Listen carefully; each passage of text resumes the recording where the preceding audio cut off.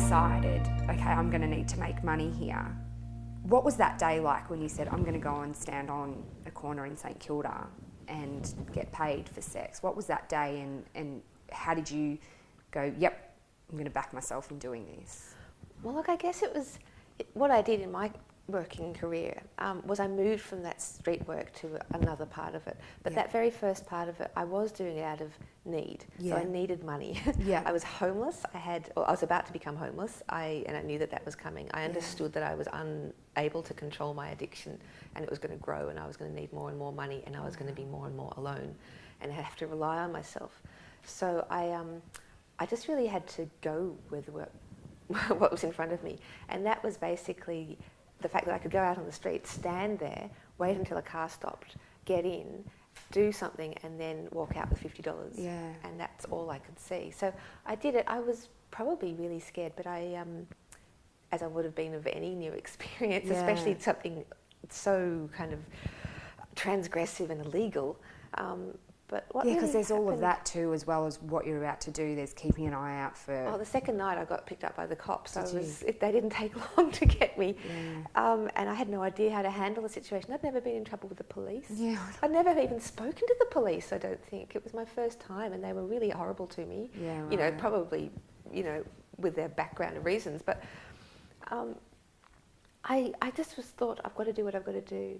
And so I started, and it wasn't the worst thing that ever happened to me. It wasn't that different to going to a party, as a lot of young women do, and having sex or doing something with a guy that you've never met before and going home.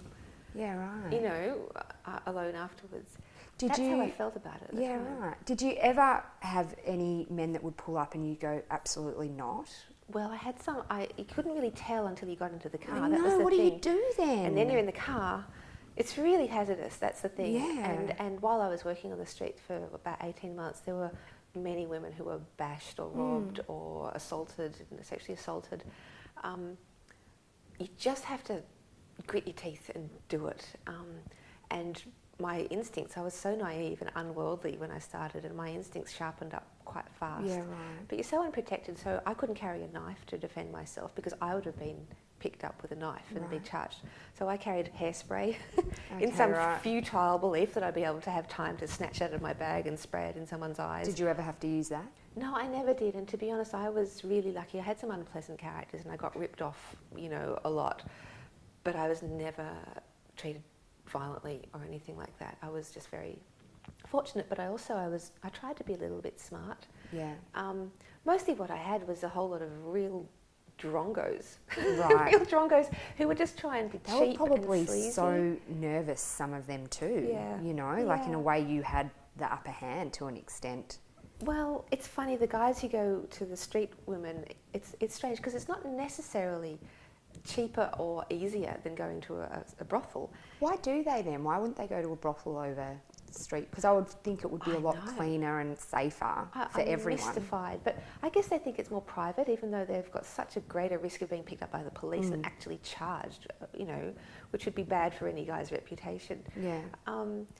I think some of them like the power. A lot of them actually were very sweet though, and some of them felt, this is what they told themselves at least, they felt that they were doing the street girls a favour by taking them out of the rain, taking them off somewhere, giving them a chance to earn money, maybe buy them a cup of coffee, give them a nice chat about, sweetheart, you're too nice to be doing this. You shouldn't be down here. Yeah. And when I heard people say that, I just thought what hypocrites they were. Yeah. But I think in their minds they felt that they were looking after us. Yeah, right. That sounds funny, but there were some nice guys and there were some real creeps. So where would they take you? Because I sometimes am like in the middle of the day. Probably around your in my alley back lane.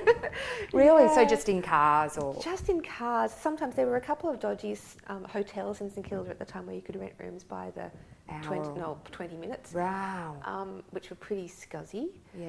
And they were well known, but then you have to pay. You had to convince the client to pay for a room then, and it was all a lot more complicated. So mostly just in cars. So in the back lanes, down in the car parks on the foreshore, just trying to find quiet side streets at night. Yeah.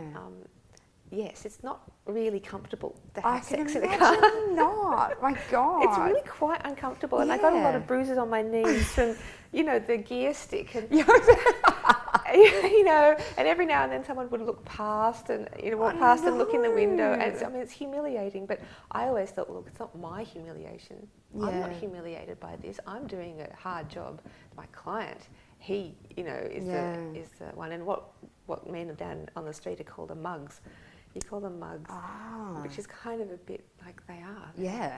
They're just dumb mugs.